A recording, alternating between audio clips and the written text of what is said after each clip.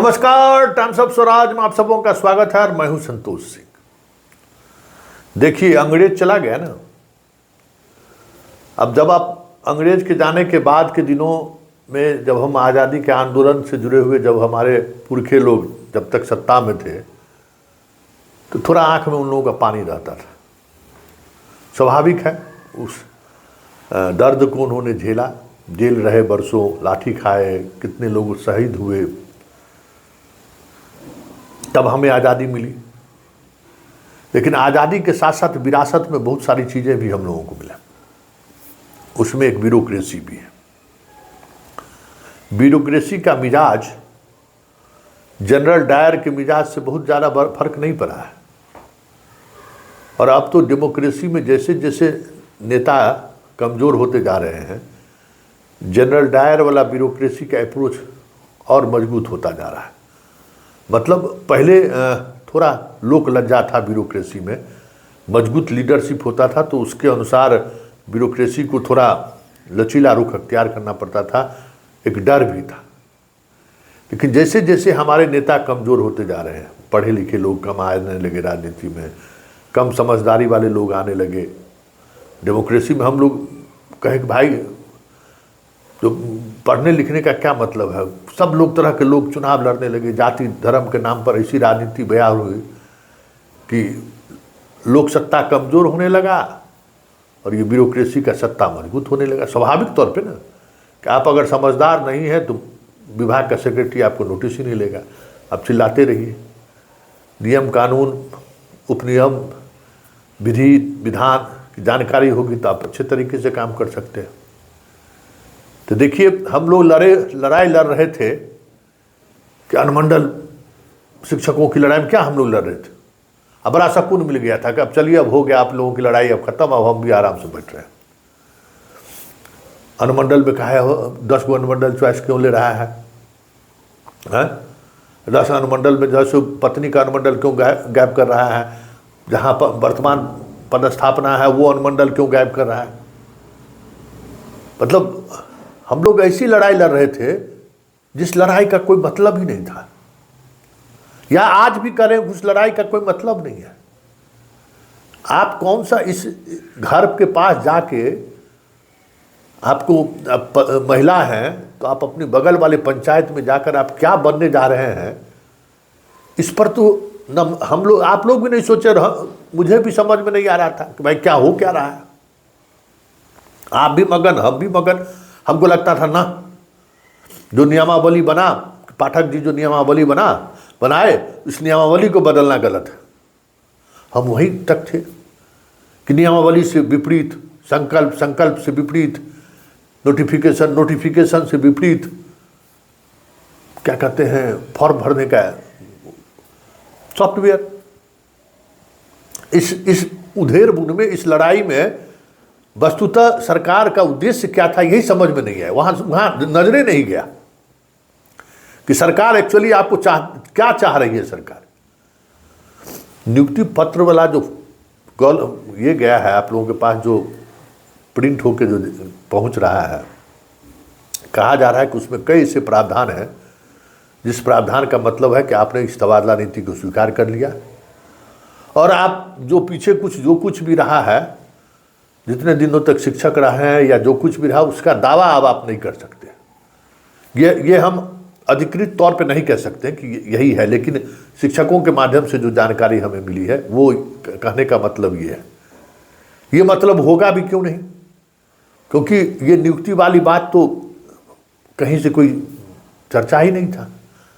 आज जदयू के बड़े नेता हमको फ़ोन किए कि संतोष जी, आरजेडी वाला नियुक्ति पत्र क्यों नहीं होगा? तो हम बोलेगा अच्छा सुनिए, नियुक्ति पत्र क्या, मसला क्या है? सो बोले तो हमको प्रेस में जवाब देना है। तो हमको प्रेस में जवाब देना है तो पूछिए तेजस्वी यादव से कि जिस समय में बीपीएससी से परीक्षा जो हुआ था तो 25,000 से लेके 40,000 तक नियोजित शिक्षक लोग जो है सो बीपीएससी कम्पीट किया।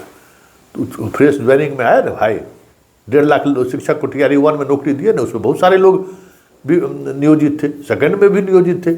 अभी नई नौकरी दे रहे हैं तो आप अपना गिनती कर लीजिए, लेकिन आप गिनती तो करवा लीजिए, लेकिन आप इन लोगों के साथ जस्टिस नहीं कर रहे। ये बहुत बड़ा खेल है। तो उनका तो मान लीजिए उनको बयान देना था तो अलग बात। अब देखिए भागलपुर में आंदोलन, लोग आज पूरा मीटिंग किए हैं, पूरे प्रदेश से महिला शिक्षक, पुरुष शिक्षक। अब इस बात को उनको भान हो रहा है, आभास हो रहा है, करी तो मेरा लुटिया बुढ़ा रहा है। अरे सर बताइए, ये तो अब जनवरी में हमको इंक्रीमेंट मिलने वाला था, वो भी इंक्रीमेंट गया। अब तो नया नौकरी होगा तो साल बार बाद इंक्रीमेंट कुछ मिलेगा। तो जब हमसे ज़्यादा वेतन वाले लोग स्कूल में रहेंगे तो हम कैसे सीनियर होंगे? हम अपना सारा 10 साल, 15 साल, 20 साल का पूंजी खत्म कर दें। इतना दिन जो हम पढ़ाए सो हम की बात तो सही है। बीपीएससी वाला जितना नियोजित पास किया था उसको तो विरमन लिया था, विरमन दे के ना। तो इसमें क्या पॉलिसी है? कुछ स्पष्ट है नहीं कि आप रिजाइन दे के तो विशिष्ट शिक्षक बन नहीं रहे हैं कि आप विशिष्ट शिक्षक बनने के लिए आपको रिजाइन देना है, ऐसा तो कहा नहीं गया है। या फिर विशिष्ट शिक्षक जो आप नियोजित शिक्षक हैं उनको प्रमोट करके विशिष्ट शिक्षक बनाया जा रहा है, ऐसा भी कोई स्पष्ट कुछ दिख नहीं रहा है। तो जब चीज़ें स्पष्ट ना दिखे ना तो समझिए कुछ ना कुछ अंदर खाने में चल रहा है, क्योंकि सरकार अंग्रेज के जगह पर इंडियन आ गया ना। ब्यूरोक्रेसी का मिजाज वही है, वही सोच है कि ये सब जो है ना पैर की जूती है। पब्लिक सर्वेंट कहते हैं, जनता का नौकर। जनता का नौकर ने असली जनता का मालिक यही लोग हैं, पैर की जूती है। मतलब एक भी, मतलब हमको तो लगता है कि डेमोक्रेसी में अगर 5 वर्ष में चुनाव होकर नए नए लोग अगर राजनीति में नहीं आवे, इन्हीं लोगों के भरोसे अगर छोड़ दिया जाए, तब तो समझिए तो बूट की जालियावाला बाग से की तरह रोज ही कहीं जहाँ मन होगा वहाँ गोली चलवा देगा, जहाँ मन होगा वहाँ पिटवा देगा। कुछ जहाँ मन होगा घर तोड़ दे रहा है ना, देख रहे हैं ना। तो ये प्रवृत्ति इन लोगों का। तो अब सवाल है कि आप अपने घर के पास जा रहे हैं, बहुत खुश हो रहे होंगे आप, अपने घर के पास जा रहे हैं, अपने ससुराल के नज़दीक वाला पंचायत के पास जा रहे हैं, आप खुश हैं, स्वाभाविक है। एक उम्मीद जगी थी, चलिए 100-100, 200, 500 किलोमीटर दूर हम लोग चले गए थे। कई नियोजित शिक्षक भी, बहुत सारे लोग जो 15 के बहाल हुए हैं, बहुत सारे लोग जिला से बाहर हैं। एक उम्मीद जगी कि चलिए अब गांव के आसपास आएंगे तो परिवार के साथ, बच्चों के साथ, इतने दिनों का जो वनवास रहा है अब अपने परिवार के साथ रहेंगे। क्योंकि इतनी पैसा तो आपको मिला नहीं कि परिवार के माँ बाप सब लोगों को साथ लेकर रहिए, ऐसा तो कुछ रहा नहीं। अकेले रहना पड़ा, स्टोव से भोजन बना के खाना पड़ा। तो ये उम्मीद जगी, लेकिन ये चीज़ पाने के लिए आपका वजूद ही खत्म कर रही है सरकार। जब से ये बात हमें समझ में आने लगी है, तब तो ये लग रहा है कि ट्रांसफ़र की लड़ाई तो बेमतलब है कि कहाँ कौन पंचायत नहीं मिल रहा है, कहाँ कौन अनुमंडल नहीं मिल रहा है। बताइए, हम आपको कहे थे ना कि जिसका घर शहर में है ना, वो शहर में नौकरी करने का अधिकारी है, गांव के लोगों को शहर आने का अधिकार नहीं है। याद करिए कि सारे रसूख वाले जितने लोग हैं उसके लाभ पहुंचाने के लिए ये पूरा खेल हुआ है। ये दे फट से कह रहे थे ना, आप लोगों को कुछ मिलने वाला नहीं है, आप लोगों की नौकरी जाएगी, आप लोग बस दया के पात्र बने रहेंगे।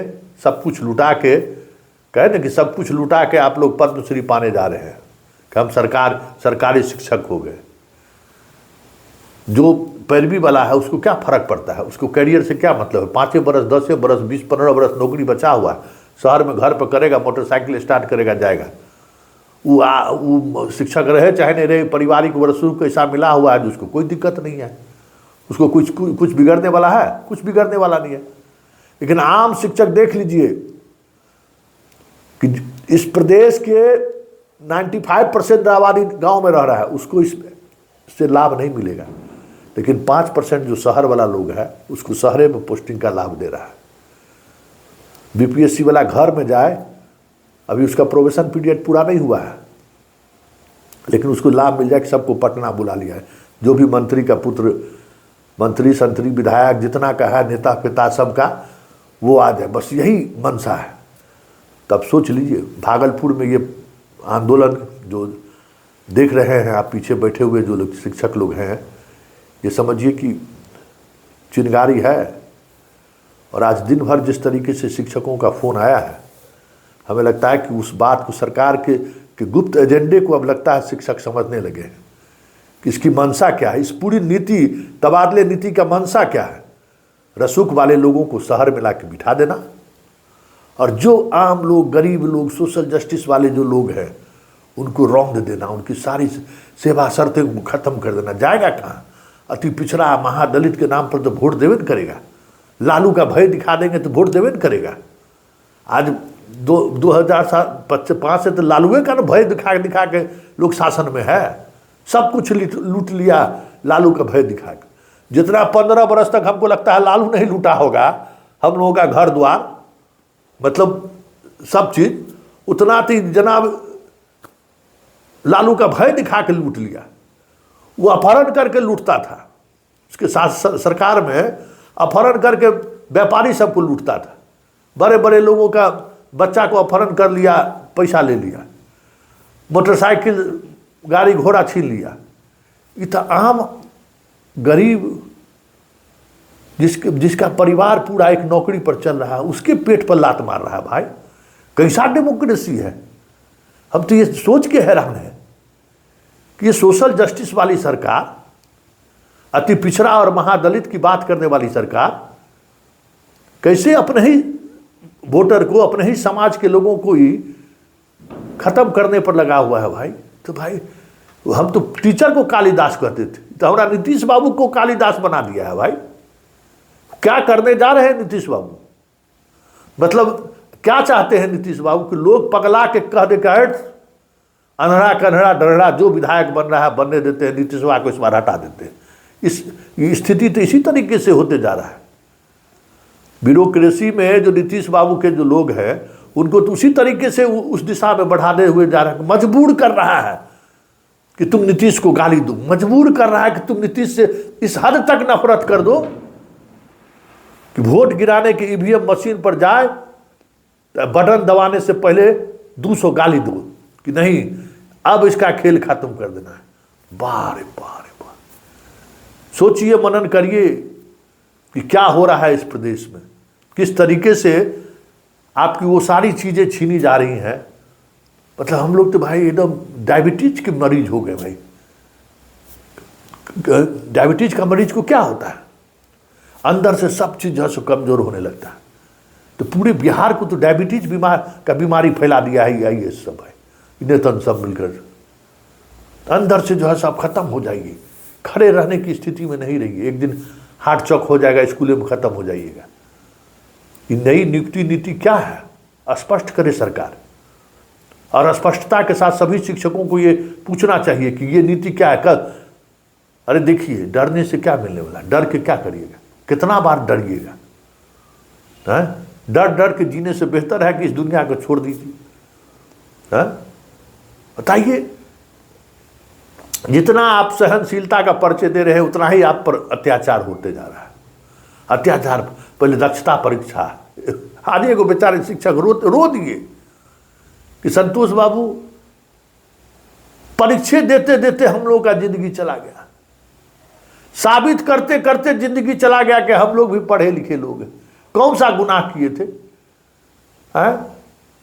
पकड़ के ना नौकरी दिया ही, ये लोग पकड़ के नौकरी दिया था ना हम लोग को, क्यों? हम लोग सुरक्षा से आए थे। और उसके बाद रोज कहता था अरे दक्षता परीक्षा लिया, सक्षमता, रोज परीक्षा ले रहा है हम लोग। बताइए, मतलब और हर परीक्षा में हमारी हैसियत को कमजोर तक करते चला गया। और अब तो लगता है कि हमारे होने नहीं होने का कोई मतलब ही नहीं है। हमको मास्टर साहब धैर्य रखिए, डेमोक्रेसी में बहुत ताकत जनता को है। 5 वर्ष बाद ताकत क्यों नहीं मिले, लेकिन उससे पहले सरकार को जगाइए कि आप हमारे लिए गलत कर रहे हैं। मेरा जो प्लेटफॉर्म है, उस प्लेटफॉर्म के सहारे हम आह्वान कर रहे हैं कि भाई जागो, सरकार को जगाओ कि आप क्या करने जा रहे हैं। इस 3 लाख शिक्षकों ने आपको कौन सा गुनाह किया है जिस गुनाह का आप इसको सजा दिए जा रहे हैं?